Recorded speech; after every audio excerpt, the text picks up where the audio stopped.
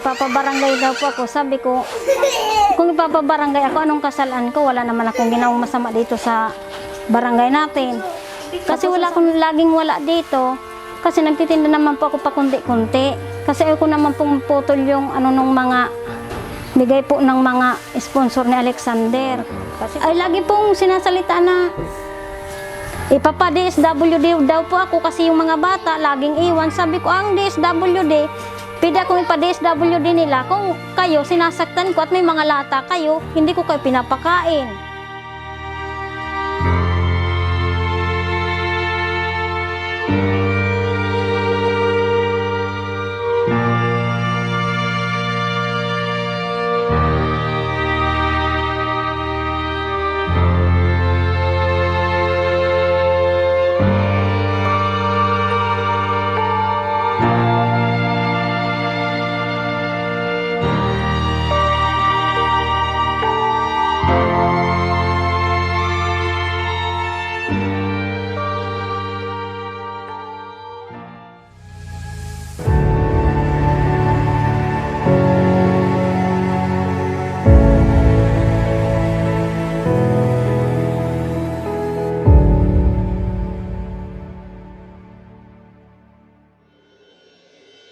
Yan, dito nga po ulit tayo kay Alexander dahil may padala ang ating sponsor pero mukhang may problema yata.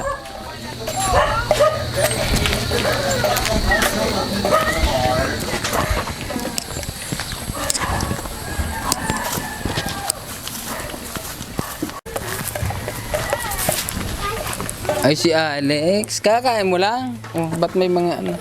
Yung pong basura ka pinag-aral nila dito, kaya tawaan ko naman sa barangay yun.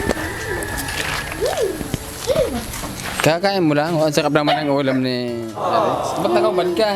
Yung tiraan punta ko yan ng ano, yung paninda ko yung kunti. Paninda mo to, so may tira. Yun yung ulam nila. Yun po yung apat na balot. Kasi po yung ganito po, kaya may ganito. Siya pong dinideliver ko sa taas. So para malinis, no? Yun naman po kasi pag ano ko, kanina pong umaga malinis po dito. Ngayon po pag dating ko po, ito na nga po ganito, problema. Tsaka sabi ni mga anak ko, papabarangay daw po ako. Wala naman po kaming ginagawang kasalaan dito. Po ate. Ayan nga po, pagdating ko nga po, ganyan, ipapabarangay daw po ako. Sabi ko, kung ipapabarangay ako, anong kasalaan ko? Wala naman akong ginawang masama dito sa barangay natin. Tapos ang sabi ng mga anak ko, yun daw pong kapitbahay kasi namin, lagi daw po kaming wala. Ang sagot ko naman po sa kanila, kasi wala akong laging wala dito, kasi nagtitinda naman po ako pa kunti-kunti. Kasi ako naman pong putol yung ano nung mga bigay po ng mga sponsor ni Alexander. Kasi po pag nawala yun, ako naman napapahiya. O ngayon po ay lagi po nilang inaano yung mga anak ko. Kaya po sabi ko, paano na ako niyan kung hindi ako magtitinda? Kung hindi ako mag-aalis sa bahay. Anong ginagawa ate sa mga anak mo? Ay lagi pong sinasalita na ipapa-DSWD daw po ako kasi yung mga bata laging iwan. Sabi ko, ang DSWD, pwede akong ipa-DSWD nila kung kayo sinasaktan ko at may mga lata kayo, hindi ko kayo pinapakain. Ay lagi ko naman pong pinapakain kahit po nag-aalis kami lagi. O yan po, tapos yung mga basura po sa kabila, yan. Nangyari yan. Kaya sabi ko, ay ano na ka kung hindi naman inaano yun. Yung mga basura nyo te, doon nyo tinatapon? Matagal na po yan, ano po sila dyan, talang basura na po yan. Sinusunog ko nga po para maubos lahat yung basura. Oo. Ay hindi naman po masunog-sunog, ngayon lang po nagtina yung Ganito ulan lang, dito. dahil hindi nyo nasakop yan. Tanggalin nyo na para wala din na kayo magka-problema. Tanggalin nyo na yung basura nyo dyan. Pinaalis ko na nga po sa mga anak ko. Ayan na po nasa sako. Sabi Tapos ko wag huwag nang na kayong tatapon sunugin. doon, no? Tinatapon ko po yun doon sa malayo. Dapat doon sa maayos na tapunan kasi Opo. baka itapon din ng mga bata doon din sa makakaperwisyo. Hindi po, doon po pinapadyak po namin. Oo. Tsaka po saan magbibrigada po ako kasi po ay may brigada po. Pag pa-enroll nila, nagbibrigada po. Ang bawat isa pong eskwela, brigada, medyadiya po yung brigada. Si Kuya, kamusta naman si Kuya? Ayos na po. Hindi ka na talaga uminom, Kuya? Hindi na. Eh, sabi, nagiinom ka pa daw eh. Tubig. Hindi na. Hindi na? Hindi, very good kuya na. Ay, may dala kami ditong, ano, bigas. Tapos, grocery. O, alis dyan, bunso. Ate, tingnan mo yung ano. Isa na lang siguro yung mahihiling ko talaga. Yung malinis po. Malinis talaga yung bahay niya. Ikaw na lang mag-ano ng mga ano natin at lagi akong mag-ano sa bahay. Hindi, yung ano naman tayo, yung paglilinis dito sa bahay, siguro naman hindi naman makakasagabal yung sa trabaho mo dahil hindi ka naman maglilinis dito ng isang oras eh. Hindi naman po kasi po ako, kuya, tanghali na po minsan kami naalis, malinis po ay mga bata naman po. Ito naman yung dalaga ko, ay lalo pa naman pong nagdudumi, kaya ginagalitan ko naman po. Baka naman kasi iba, yung pag, ano yun sa bata, Palo po mali talaga. naman. Ay hindi po, galit lang nga po, hindi naman sila nakakatikin sa akin ng palo talaga. Talaga yung bunga nga lang po, hindi naman po yung ano, palo. Kasi hindi naman po talaga nagpapalo. Mabunga nga kayo, te. Hindi naman po yun. Oh, ba't hindi ka naglinis? Ba't nagdumi kayo? Ganun lang, wala O kaya naman. baka naiingayan sa inyo. Ay bakit po pag naingay sila, nagreklama ko? Hindi naman po, kahit tulog na may mga sakit ang anak, binabato pa nga nilang bahay namin. Ikaw nagre-reklamo. Ano, baka wala nang problema. Pag-usapan nyo siguro sa kapitan, no? Kasi kami hindi na kayo makikialam sa ano nyo. Kasi hindi namin alam kung ano yung punot dulo. Opo, kuya. Siguro kung anong reklamo sa inyo, te? Eh, ano daw po kami sa barangay. Ibabaking kayo dahil Kasi daw po ay laging wala kayo sa bahay. Sabi ko, kung ano kayo, lagi naman ako nang malabo yan, te. Kasi ano naman siguro, yung pag wala kayo dito sa bahay, siguro naman naghahanap buhay naman kayo na. Hindi naman po kami nagtatambay. Naghahanap nga po yan ng trabaho kasi po yung trabaho niya sa tinan po ay Tapos laging na. wala. Hindi naman po siya tapos. Wala pong wala pong deliver na mga materyales. Kaya po naputol yung trabaho niya. Kaya sabi ko maghanap-hanap muna uli. Kasi po mahirap pag wala talagang trabaho. Mahirap talaga pag walang trabaho. Ate, linisan mo naman nga po yan. Ate na mag-aayos. Yan lang po ang ano ko. Sabi ko sana magkatrabaho uli po siya. Yung mga bata ate, madali naman turuan yan. So, taga-turuan mo lang na sabihin mo maglinis dito. Ano, eh. Pag wala Imbis mo nga pong ililinis dito, pinag-alis Kasi pinalis pasensya ko ka po natin yun. kasi ilang buwan na din kayo pabalik-balik Oo dito. nga po, Kahit kuya, kailan po talaga. hindi namin nakitang malinis yung bahay nyo. So, which is yun naman talaga yung lagi namin sinasabi. Opo. Napapanood nyo naman siguro yung mga video Oo na, nga po.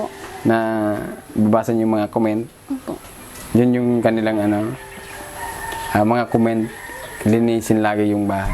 Yan, salamat po kay Sir John Joshua Amador dito sa bigas, tapos dito sa grocery. Yan, God bless you, Sir. John Joshua Amador, salamat po ulit. Yan, ano gusto sabihin na ate? Ay, ano pa pala, isa pa ate, ito yung mga bata, medyo madudumi talaga. Madudungis na. Although bata yan, pero dapat talagang, dapat ikaw yung laging andito na eh. O dapat, ano mo yung mga anak, ay mga kapatid mo. Turuan mo, Yes, kayo agad. punasan mo, Walang tao ha. para laging malinis.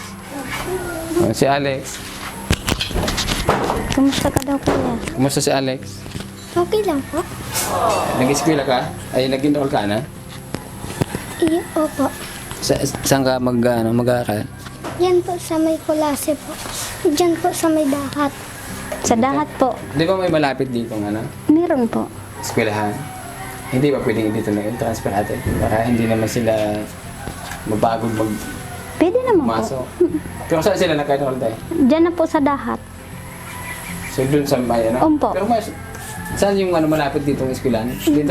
Dito po. Kasi po andun ng mga pinsan niya eh. Kaya doon ko doon na lang? Opo, dito po kasi wala pa silang mga kilalang masyado. Kasi may sponsor tayo na gusto ko yung bigyan ng hanap buhay ulit. Kung malapit daw kayo sa eskwelahan, pwede kayo magtinda ng mga kakanin, mga merenda. Yun mga po ako yung estudyante. bala ko ngayon na pasukan. Mm. Kasi po para mabantay ko rin sila lahat. Tapos po pag ubos na, mag-uwi na po ako. Yan, kasi talagang yung sponsor natin, ganun na lang yung yung pagmalasakit sa inyo. Kasi nakita niya na sa sipag, andun yung sipag niyo. Although, talagang ang problema lang, dito sa bahay niya, medyo madumi talaga. Kuya. Kaya, nagsisikap din siya na mabigyan kayo ng hanap buhay para sa pamilya niyo. So sana mangyayari, no? Si Alex, anong grade na ni Alexander? Anong grade mo na? Grade 1 kuya. Grade 1 po. Grade 1? Pero taon na si Alex? 7 taon po. Sakto lang, no? Grade 1, 7 mag-eskwela ka, ha? Iya po. Tapos dapat, pag mati digde, araw ka, anda ko ng kalat. Mo, iligpit mo, itapok mo, kaya ilaag mo duman sa sako, kaya sa plastic, tapos gilid mo lang. Dahil ka nagpakatapon ng basura duman na yata, nga naman kung sukapit bahay nito, ha? Tapos, duman naman sa balyo, kung ano sa problema duman, pabayaan mo na lang iya. Si mama mo tapos si papa mo na bahala ka niya. Ano gusto mo sabihin sa sponsor ta?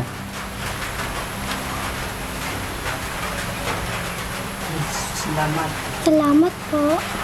Malambing talaga sa mga dito sa atin, no? Pag madumi yung bata, malayo sa sakit. Oo nga. Pero yung mga batang laging malinis, pag pinaglaro mo yun sa sa lupa, nagkakasakit. Bakit, no? Immune na sa sa dumi. Oh, basta mag-aral ka ng mabuti. Te, yung yung sa uniform pala. Ay, di ko pa po alam kung anong kulay kasi ang papatahi nila. Basta text mo na lang ako, ha. Opo. Lahat naman 'to mag-aaral, no? Opo. Ang baka- Yung isa lang po ang hindi kasi di pa naman po yun. Hindi pa. Tatlo lang po. Buti itong isa, malinis to. Siya po lagi naghuhugas ng plato eh. Ha? Kaya lagi malinis. Kaya nga, buti itong malinis to. Ay, Kasi marami po ang sa sponsor na nagbigay dito ng bigas at saka po konting grocery. Marami pong salamat ulit sa inyo. Sa pagtulong, di po kayo na sa amin magtulong. Salamat po. God bless po. Yan si Kuya may sabihin ko. Ayun. Ayun. Masabgon mo si Kuya. Basta dahil ka na mag-inom, ha? Iya po din. Sige na. Dikit-dikit lang, libang-libang lang.